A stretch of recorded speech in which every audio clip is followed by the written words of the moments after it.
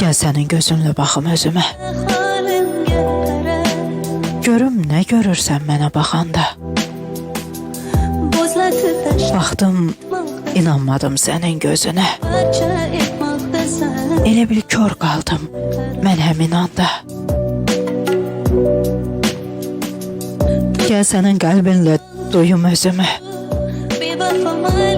Hiss edim senin üçün axı nəyəm mən. Senin ürəyinlə duyum özümü. Kin dolu qəlbində bir heç nəyəm mən. Gel, gel senin əlinlə tutum əlimi. Görüm nə hiss edir ruhum mənimlə.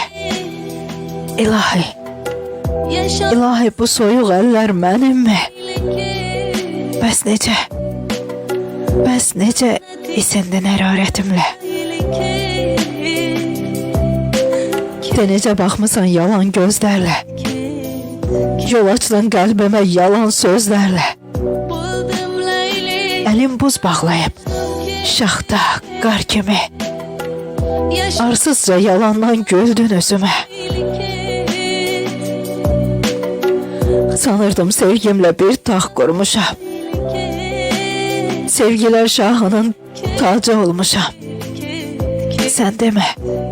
Sen deme sevdiğim ürəkdən məhbus.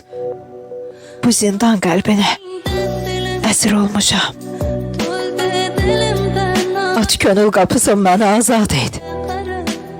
Kölətə yaşamaq ölümdən betər. Sil məni özündən. Dön özünü get. Senin nankörlüğün bir ömür yeter. Deyirsən sevmeden insan mı yaşar? Mənli duyguların çətin yadlaşar. Mən elə ataram sevginlə səni. Mən elə yaşaram. Fələyin çaşar. Mən elə yaşaram. Fələyin çaşar. Fələyin çaşar.